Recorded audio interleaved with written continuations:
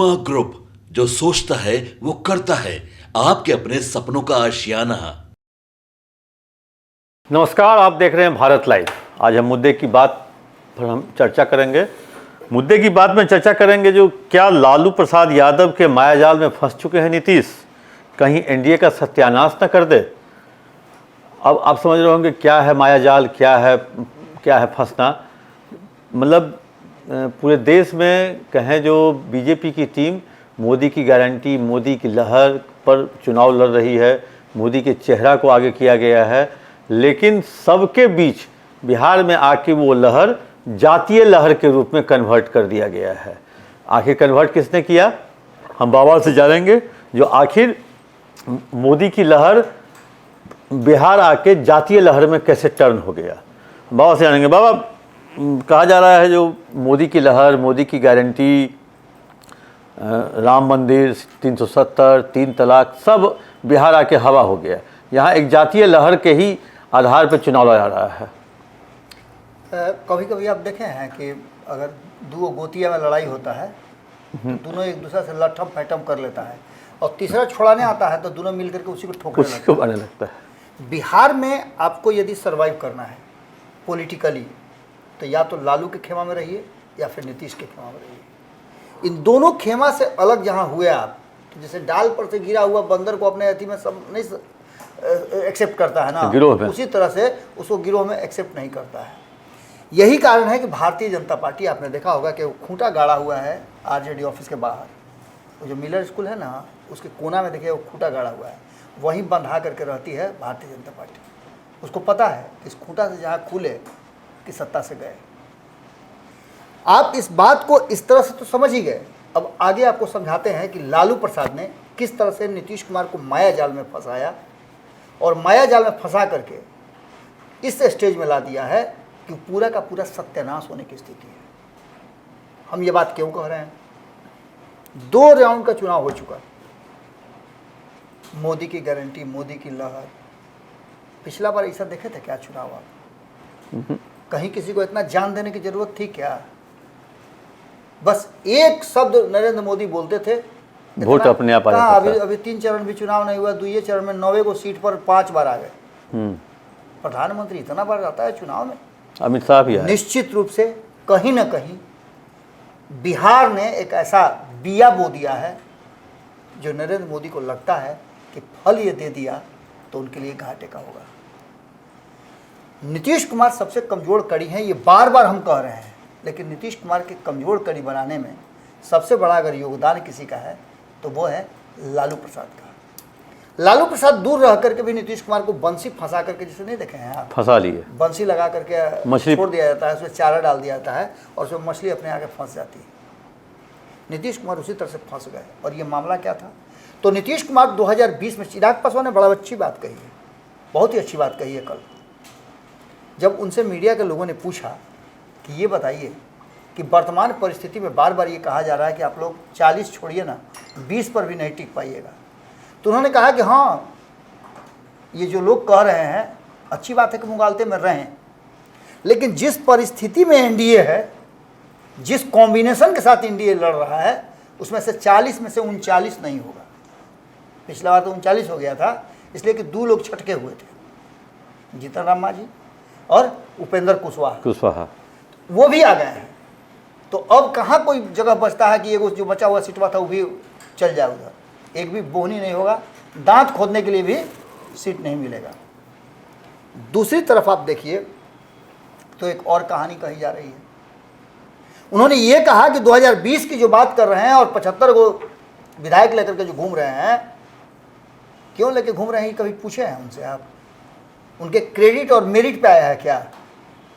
वो आया है इसलिए कि हम एनडीए के साथ हम लोग नहीं थे, हमारा एनडीए जो है कई खेमे में बट गया था। वो क्रेडिट तो चिराग को जाता है। उन्होंने सीधे तौर पे कहा कि 9 उपेंद्र भाई थे, 9 हम थे, और जो लोग थे वो कितना वोट को ट्रांसफर करा सकते हैं आप समझ सकते हैं।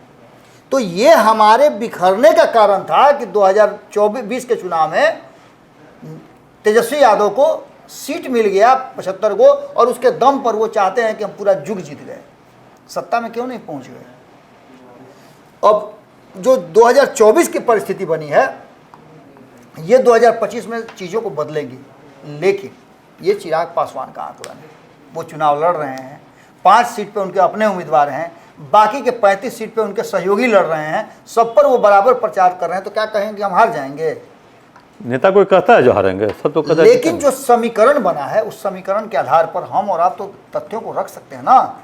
हम उसी तथ्य को रखने आए हैं कि लालू के माया जाल में फंसे नीतीश कहीं ऐसा ना हो कि एनडीए का सत्यानाश करवा दें। कैसे सत्यानाश करवाएंगे? तो सबसे पहले आप जगह पर जाइए। आप जब कोई सामान खरीदना हो आपको गल्ला का, तो गल्ला की दुकान पर जाइएगा ना, कि पार्ट्स की दुकान पर नहीं, हार्डवेयर की दुकान पर नहीं जाइएगा। नीतीश कुमार को गल्ला की दुकान चलानी थी, यानी कि उनको चाहिए था वोट बैंक। उनके पास जो था उसमें और वोट बैंक उनको इजाफा करना था, क्योंकि 2020 में जो परिणाम आया था उससे काफ़ी नाराज़ थे। वो अपने सहयोगी से भी नाराज़ थे, यहाँ तक कि भारतीय जनता पार्टी के साथ रह करके भी उन्होंने ये बात कहा था कि पता ही नहीं चला 2020 में कौन दोस्त था और कौन दुश्मन था। यानी कि उनको लगा कि हमारा ये 16% वोट नहीं, हमको और अपने वोट बैंक को बढ़ाना होगा। इसके लिए उन्होंने सगुफा क्या लगाया? तो नीतीश कुमार को ये पता था कि अति पिछड़ा समाज जो है वो हमारे साथ है, पचपमनिया जिसको कहते हैं। इसके अलावे गैर यादव हमारे साथ हैं ओबीसी में, सवर्णों का एक हिस्सा हमारे साथ है, दलितों का एक हिस्सा हमारे साथ है। इन सब को कैसे अपने साथ रख सकते हैं? तो इन सब को रखने के लिए इनका गणना करवा दीजिए। और ये वो माया जाल था जो लालू प्रसाद ने उनके आगे बढ़ाया, और उस जाल में वो मछरिया की तरफ फंस गए और लगे छटपटाने कि अरे बाप, ये तो आरक्षण आ जाएगा तो गर्दा उड़ा देंगे, ये सारा वोट तो हमरे है। और उन्होंने जातीय गणना कराने के लिए हद से ज़्यादा प्रयास शुरू कर दिया। इस प्रयास में 10 दलों के 11 सदस्य को लेकर के वो पहुंचे थे, आपको याद होगा, प्रधानमंत्री के पास। और प्रधानमंत्री समझ गए थे कि खेल कहाँ जा रहा है, कौन जाल में फंस गए हैं। तो उन्होंने सीधे तौर पे नहीं, लेकिन इशारों में इनकार जरूर कर दिया। इशारों में उन्होंने तेजस्वी यादव के पीठ पर हाथ देके पूछा भी कि लालू जी का कैसा तबीयत है।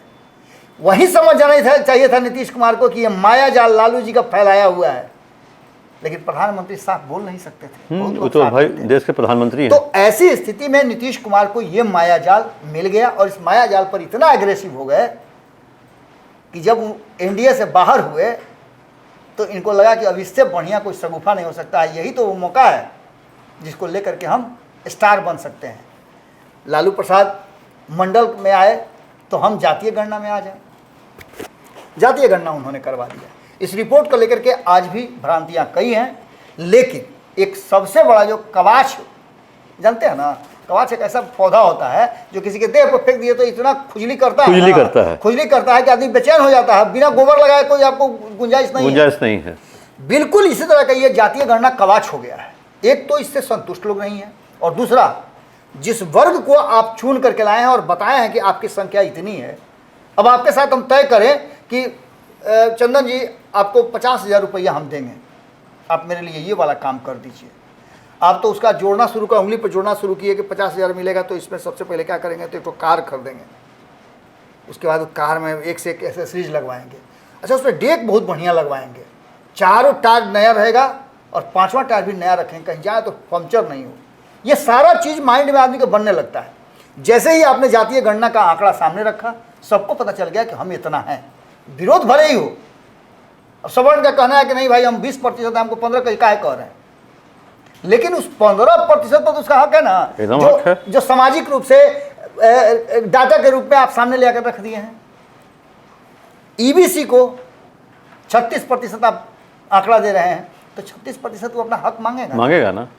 आप यादवों को हक दे रहे हैं कि 14% है, यानी कि इस पूरे जातीय समाज में सबसे ज़्यादा अंक उसी का है, तो 14% में उसको तो आप देते रहे प्रतिनिधित्व। बाकी के लोग, नीतीश कुमार यहाँ पिछड़ जा रहे हैं, और यहाँ आकर के नीतीश कुमार घातक हो जा रहे हैं एनडीए गठबंधन के लिए। जो ये कवाच का पौधा था, उन्होंने आस्ते से एनडीए की तरफ उछाल दिया है। अब जातीय जो सर्वे हुआ, उस सर्वे के हिसाब से आप समझिए कि जो इस बार सवर्णों की और अन्य जातियों की जो स्थिति है 40 सीटों में, 80 सीटों का हम बता रहे हैं दोनों खेमे में, कि 80 सीटों में किसे कितना प्रतिनिधित्व मिला और इसका असर क्या होना है। तो सबसे पहले आप सवर्णों की बात करें तो 14 सवर्णों को एनडीए ने दिया है प्रतिनिधित्व। तो यहाँ तो बहुत आगे निकल गए आप, अरे हम तो 14 को सवर्ण को दिए हैं। ठीक है, सवर्ण आपको आपके साथ है भी, लेकिन वही 5 सवर्णों को दिया है इंडिया गठबंधन ने। तो ये तो बात कहिए ना रहा है कि भैया वोटर आपका है, दे तो हम रहे हैं उसको टिकट। आप 14 को दिए, आपका वोटर है, हमारा तो वोटर भी नहीं है, तभी हम 5 को दे रहे हैं। हाँ। अब जैसे हम बार बार नहीं कह रहे थे कि भूरा बाल में भूरा तो है, बाल साफ है, तो लेकिन उसके बावजूद भी ये तो कह सकते हैं ना कि 15% में 5 लोगों को दिए, हम तो अब क्या चाह रहे हैं आप? अब इससे ज़्यादा कौन चीज़ चाह रहे हैं? जबकि आप हमको वोटो नहीं करते हैं, आप कहते हैं कि हम फलाना है तो ठिकाना है तो हम आपके साथ अन्याय किए हैं। इसके अलावा आप आगे बढ़िए तो ओबीसी की बात करें तो ओबीसी में 12 सीट जो है वो गैर यादवों को, जिसमें 2 यादव भी हैं, ये 12 सीटें दी गई हैं ओबीसी में एनडीए की तरफ से, और 20 दी गई हैं इंडिया गठबंधन की तरफ से। 20 में 8 यादव हैं। निश्चित रूप से 14% है तो उनको मिलना ही था। इसके अलावे दलित समाज से चूंकि रिजर्व सीट है तो 6 ही आप दे सकते हैं ना, लेकिन इसमें लालू प्रसाद ने एक स्टेप आगे बढ़ करके 1 सीट और दे दिया दलित को सामान्य सीट पर। इसका भी क्रेडिट वो लेंगे। यहाँ भी नीतीश कुमार कहीं ना कहीं सत्यानाश कराने वाला काम करिए, पिछड़ गए हैं। इसके अलावा आप मुस्लिम समाज की बात करें तो यहाँ चूंकि मुस्लिम तो वोट करता नहीं है, लेकिन उसके बावजूद भी हिम्मत करके नीतीश कुमार ने एक मुस्लिम को दिया है किशनगंज से। वहाँ दूसरा कोई विकल्प भी आपके पास नहीं है, मुस्लिम को देना ही देना आपको है, इसीलिए उस सीट को छूती नहीं है। एक बार शाहनवाज हुसैन को लड़ा करके अपना वो आजमा चुकी है किस्मत। बाकी आप देख लीजिए कि सबसे बड़ा दुखद ये है कि जो MOI समीकरण है, जैसे हम बता रहे सवर्णों के बारे में कि लालू प्रसाद ये कहते हैं कि सवर्णों के सवर्ण आपको वोट देते हैं तो 12 को दिए 14 को दिए तो कौन बड़का चीज कर लिए, लेकिन यहाँ आकर के पिछड़ जा रहे हैं। और यही वो नट सेल है जहाँ पर पूरा का पूरा जो समीकरण है वो गड़बड़ाने की स्थिति आती है। यहाँ पर वो मुस्लिमों को 4 को देते हैं, जिसमें से 2 लालू प्रसाद के और 2 अन्य उनके सहयोगी दल दे रहे हैं। अब ऐसी स्थिति में आपने सबको दिखा तो दिया, सब अपना अपना प्रतिनिधित्व हिस्सा मांगेंगे। तो मुद्दे की बात यह है कि जब आपको जातीय समीकरण पता चल गया और आपको प्रतिनिधित्व नहीं मिलता है तो आपकी नाराजगी होगी कि नहीं? आक्रोश होगा। और इस आक्रोश का दंश कौन झेलेगा? लालू प्रसाद ने जो सामाजिक समीकरण बनाया है, आपको याद होगा कि जो कुशवाहा समाज को फूटी आंख नहीं सुहाते थे, कुशवाहा समाज को देखना तक नहीं चाहते थे लालू प्रसाद, दूर दूर तक वो जानते थे कि ये तो भाई बपौती है बीजेपी नीतीश कुमार का। हाँ। ये जो वोट बैंक है वो नीतीश कुमार का कोर वोटर है, नीतीश कुमार से नहीं जा सकता है। लेकिन 4 अगर कुशवाहा को देते हैं वोट सीट तो इसका मतलब कुछ जरूर समझना चाहिए, कहीं ना कहीं इसमें कोई लेकिन किंतु परंतु जरूर है। और ये वो लेकिन किंतु परंतु है जो आपको नजर आ रहा है कि पिछड़ा समाज में 14% यादव, 13% में 7% वोटर उधर शिफ्ट होने की कोशिश कर रहे हैं। 13% में 7 को जितना वोट कम हुआ होगा इन 4 सीटों पे, चुनाव हो गया है, कुछ में चुनाव होना है, तो जितना वोट इस कुशवाहा समाज का वोट इनको मिला होगा, इनके कुशवाहा नेताओं को, उतना तो वोट आपका कम हुआ। हाँ। टोटल में भी कम हुआ, उस लोकसभा में भी कम हुआ और आपके आंकड़े में भी असर डालेगा। दूसरा सबसे महत्वपूर्ण बात कि अति पिछड़ा समाज को आप किस नज़रिए से देख रहे हैं? अति पिछड़ा ईबीसी को एक तरफ 7 और एक तरफ 5, तो कहीं ना कहीं यहाँ पर अति पिछड़ा समाज अपने प्रतिनिधित्व के लिए, जिसमें जातियों की संख्या 200-300 से ज़्यादा जातियाँ हैं, आप इसको नहीं दे रहे हैं प्रतिनिधित्व, तो निश्चित रूप से इनका आक्रोश तो होगा ना। तो कभी कभी होता क्या है ना कि जब बहुत ज़्यादा आपका घाव आपको तकलीफ देने लगता है तो पैर काट देना पड़ता है। कहीं ऐसा ना हो कि नीतीश कुमार का जो ये कवास जातीय गणना वाला था ये मजबूर कर गले की हड्डी बन गई है। और कहीं ऐसा ना हो कि इस चुनाव में कम वोट हो रहा है तो मुझे तो भाई बहुत डर हो रहा है कि कहीं उसका परिणाम तो ये तो नहीं है कि अति पिछड़ा समाज जो 36% वोटर है वो टर्नआउट ही नहीं हो रहा हो कि उस हमको क्या अंतर पड़ता है, न उद्धव का लेना न माधव का देना। अगर भाजपा जीतेगी तो इनको देगी, राय जी को देगी, तो सहनी जी को भी देगी, पंडित जी को देगी तो यादव जी को भी देगी। ये सारा समीकरण तो ऑलरेडी फिट है कि खास करके किसी जाति के लिए तो कोई समीकरण बनना नहीं है। जो भी योजनाएं बनेंगी सबके लिए बराबर बनेंगी। उस समाज का अगर योजना कोई बनता है तो समाज को मिलेगा। इसलिए जहां तक मुझे लगता है कि ये टर्नआउट नहीं हो रहे हैं, और इसका गुस्सा, इसका कारण देखने को मिला था जैसे ही जातीय गणना का रिपोर्ट आया था। आपको याद होगा कि अति पिछड़ा समाज ने कई सम्मेलन किया था, कई रैली किया था, यहाँ तक कि उसी में एक राष्ट्रीय जनता दल के नेता को एमएलसी से त्यागपत्र देना पड़ा, या उनकी एमएलसी की सदस्यता समाप्त हो गई, क्योंकि उन्होंने डिमांड कर दिया था कि भाई आप हमारे समाज का आंकड़ा सही क्यों नहीं लाए हैं। इसे गैर संवैधानिक बताया गया और उनकी बेचारे की सदस्यता चली गई। अब इस बदली हुई, चंद्रवली चंद्रवंशी की बात कर रहे हैं, इस बदली हुई परिस्थिति में अब आप समझ सकते हैं कि नीतीश कुमार ने किस तरह से लालू प्रसाद के गोली को चूस करके, और अब न तो निगलते बन रहा है न उगलते बन रहा है। अब ऐसी स्थिति में आप समझ सकते हैं कि कहीं ना कहीं जब फाइनली 4 तारीख को हम रिजल्ट देखने जाएं, और जिस तरह से ये लोग विद्रोह कर रहे हैं, वोट देने नहीं जा रहे हैं, कई आंकड़े हमारे पास आए हैं, कई सर्वे में बताया गया है कि अरे वो देइए न देता ही हम काहेला जाएंगे। तो ऐसी स्थिति में निश्चित रूप से ये मुद्दा तो है, और ये मुद्दे की बात भी है कि नीतीश कुमार का ये जो फंडा है, एजेंडा है, ये कहीं ना कहीं घातक न हो जाए एनडीए के लिए। नहीं बाबा, क्या आपको लगता है जो कभी बिहार जातीय चीज़ों से बाहर निकलेगा? क्योंकि जिस तरह से और ये घाव गहराता जा रहा है, ये जातीय जनगणना, ये उसके जात को हम टिकट दे दें, मेरे जात को वो टिकट दे दे, मतलब विकास, बिजली, पानी, सड़क, किसान, बेरोजगारी, ये सब चुनाव के टाइम में ख़त्म हो जाता है। देखिए, बड़ा ही यक्ष प्रश्न आपने पूछ दिया है। इस प्रश्न का जवाब जो आदमी वोट देने जाता है उसको भी नहीं है, और जो वोट देने नहीं जाता उसके पास भी नहीं है। इस सवाल का एक ही हल है जो लोहिया ने कभी कहा था, और उन्होंने कहा था कि सत्ता परिवर्तन की चीज़ है। जैसे आप रोटी को पलटते हैं कि जल नहीं जाए, वैसे सत्ता को पलट दीजिए कि वो निरंकुश ना हो जाए। इसके अलावा कोई भी ऐसा रास्ता नज़र नहीं आता है। आपको याद होगा कि जब 77 का आंदोलन हुआ था, तो उस आंदोलन में इंदिरा गांधी को सत्ता से बेदखल किया गया था। वो चुनाव हारी भी थी। भले ही जनता पार्टी सरवाइव नहीं कर पाई हो, लेकिन चीज़ें बदली थी। उसके बाद जब इंदिरा गांधी आई तो एहसास हुआ कि वो सर्वमेव नहीं है, स्वमेव नहीं है, सर्वज्ञ नहीं है, वो भी सत्ता से बाहर हो सकती हैं। ये लोकतांत्रिक प्रक्रिया है, और उन्होंने अपना स्ट्रेटजी चेंज किया था। संजय गांधी पर अंकुश लगाया गया था। इसके बाद अब नरेंद्र मोदी की बारी है। 2014 में नरेंद्र मोदी को जांचने परखने लोग आए थे।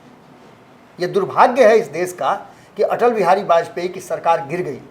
अगर अटल बिहारी वाजपेयी की सरकार नहीं गिरी रहती, सबसे स्वर्णिम काल में अगर गिना जाता है तो अटल बिहारी वाजपेयी जी की सरकार काल को गिना जाता है।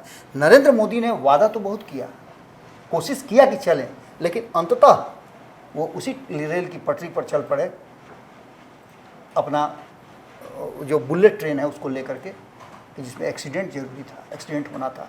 उन्होंने वादे तो कई कर दिए, लेकिन उसके लिए इंतज़ाम नहीं किया, और इंतज़ाम नहीं किया तो ऐसी स्थिति में आपको ब्रेकडाउन होना है, डिरेल होना है, और पटरी से बाहर जाना ही। बाबा, पटना में जो नीतीश कुमार ने बनाया है लोहिया पथ चक्र जी, उसको कभी देखा है? उस पर कभी गए हैं? जी, उसको पता चलता है जो कहाँ से घुसेंगे, कहाँ निकलेंगे, कैसे, कहाँ पे किसका मोड़ है, कैसा, इतना घुमावदार जिलेबी की तरह वो बना दिया गया।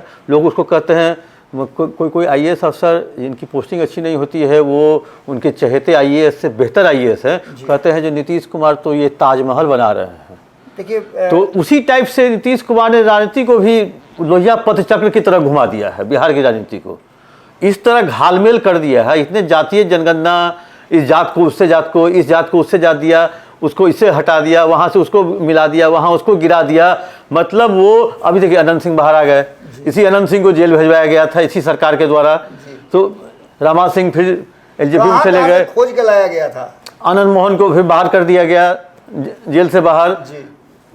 प्रभुनाथ सिंह कई बार जेडीयू में गए, बाहर आए, अभी वो जेल में है झारखंड में। उनके बेटा को फिर मिला लिया गया। तो एक तरह से कहें जो नीतीश कुमार ने सड़क पे तो लोहिया पथ चक्र बना है ही, राजनीति को भी लोहिया पथ चक्र की तरह घुमा रहे हैं।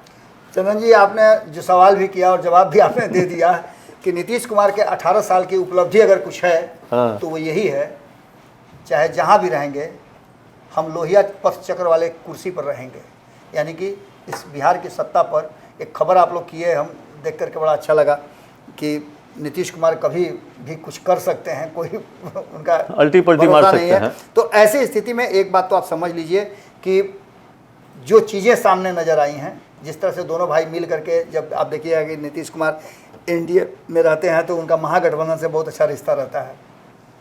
जब महागठबंधन में रहते हैं तो एनडीए के लोगों से उनका रिश्ता बहुत अच्छा रहता है, यानी कि एक रास्ता वो हमेशा खोल करके रखते हैं, एक खिड़की खोल के रखते हैं।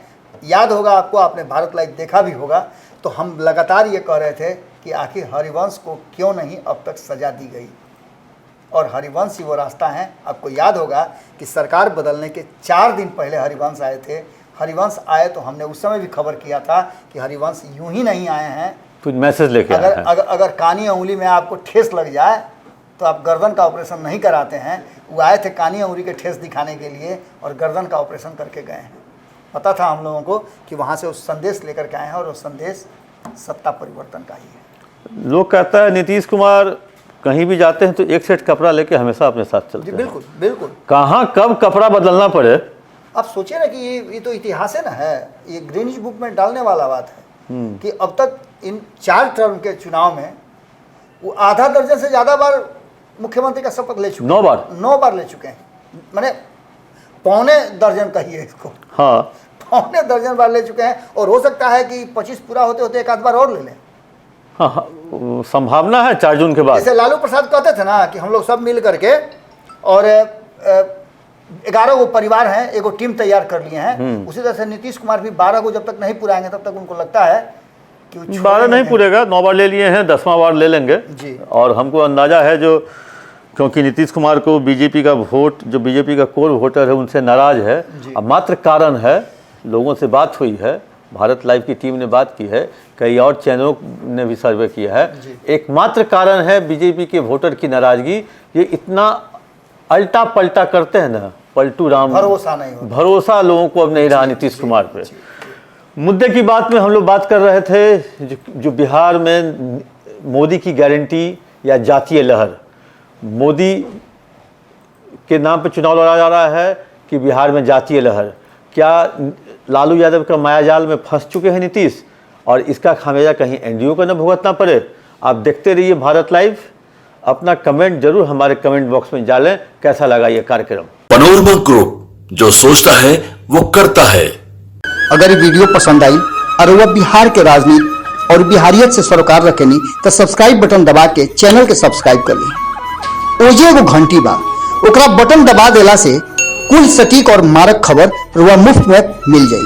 अगर रुआ पत्रकारिता के हमनी के नया प्रयोग में सहयोग कर चाहतानी तो ज्वाइन बटन दबा दी। पेटीएम नंबर नोट कर ली 9386816700। धन्यवाद।